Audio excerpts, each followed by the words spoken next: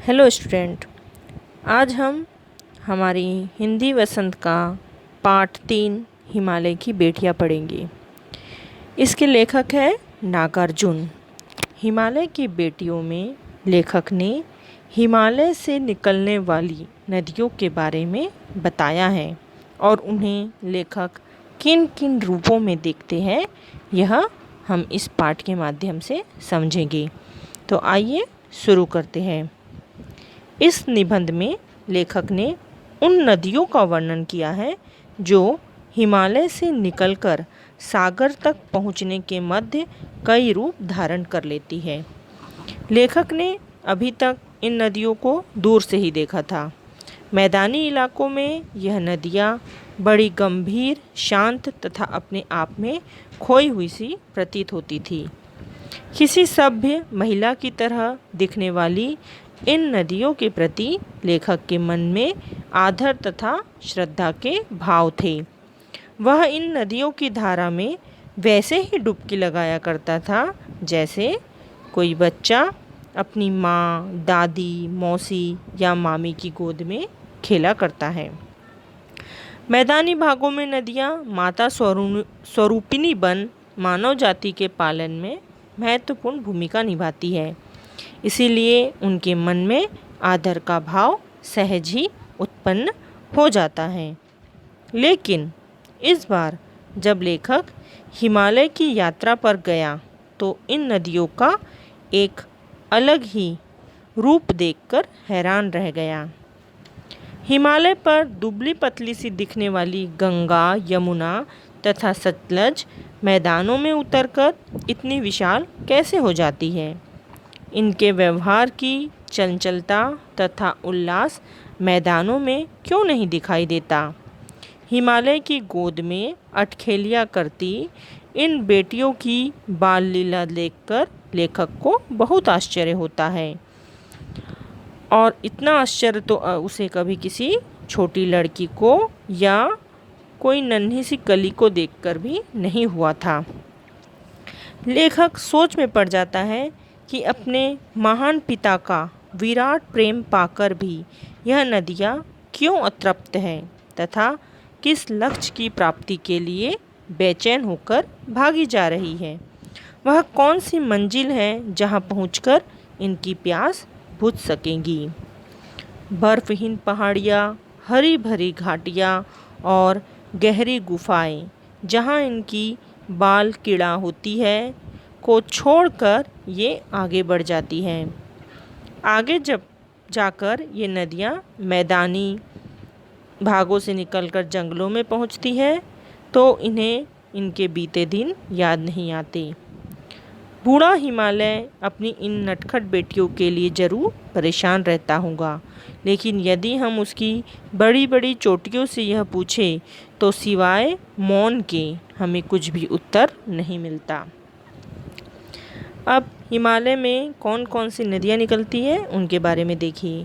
सिंधु और ब्रह्मपुत्र के बीच रावी, सतलज, चेनाब, झेलम, गंगा, यमुना, गंडक आदि कई छोटी बड़ी नदियाँ हैं जो हिमालय की ही बेटियाँ हैं। वास्तव में यह नदियाँ हिमालय के पिघले हुए हृदय की बूंदें हैं जो इकट्ठा होकर समुद्र की ओर प्रवाहित होती रहती हैं। यह समुद्र सचमुच बड़ा सौभाग्यशाली है जिसे पर्वतराज हिमालय की इन बेटियों का हाथ थामने का श्रेय मिला। मैदान में इन नदियों को देखकर शायद ही कोई यह अनुमान लगा सके कि वृद्ध हिमालय की गोद में बच्चियां बनकर कैसे खेला करती है।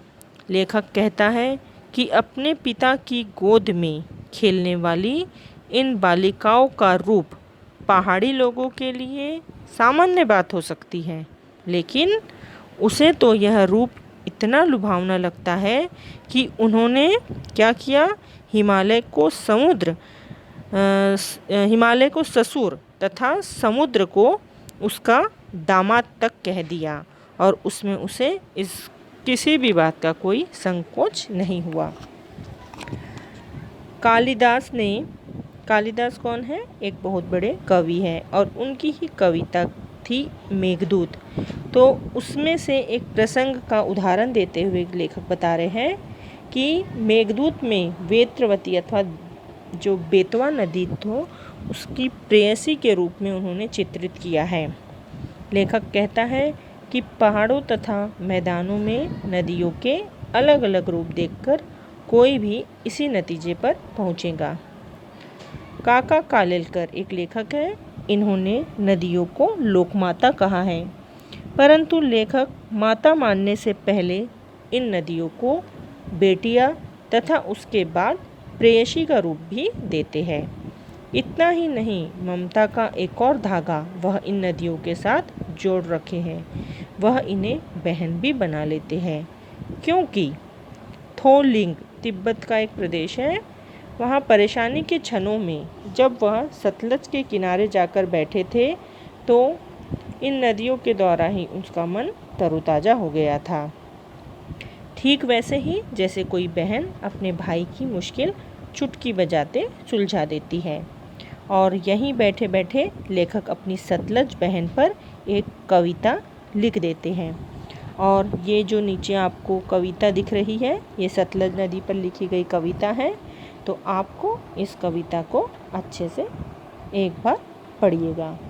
तो इस प्रकार इस पाठ के माध्यम से लेखक नागार्जुन ने हिमालय से निकलने वाली नदियों तथा वहाँ के प्राकृतिक वातावरण के बारे में हमें समझाया है और लेखक को अपनी हिमालय की यात्रा के दौरान क्या क्या अनुभव हुए उससे अवगत कराया है। उन्होंने हिमालय से निकलने वाली नदियाँ तथा मैदानों में बहने वाली नदियों के दोनों रूपों के बारे में हमें समझाया है। तो स्टूडेंट, ये आपका पूरा चैप्टर मैंने आपको समझा दी हूँ। इसे आप अच्छे से बार बार सुनिए, समझिए, पाठ को रीड करिए, मेरे द्वारा भेजे गए सारांश को और शब्दार्थ की सहायता से पाठ को अच्छे से समझिए और दिए गए प्रश्नोत्तरों को, असाइनमेंट को, असेसमेंट को जो भी आपको भेजा जा रहा है उसमें नोट के अनुसार अपनी अपनी कॉपियों में सुंदर अक्षरों में लिखिए। और किसी भी डाउट को अगर आपको पूछना है तो लाइव क्लासेस में पूछिए। और हाँ, एक बात ज़रूर, आप हमारे वीडियो और जो भी आपको लगता है कमेंट्स ज़रूर शेयर करिए, लाइक करिए वीडियो को। थैंक्स बच्चों, थैंक्स।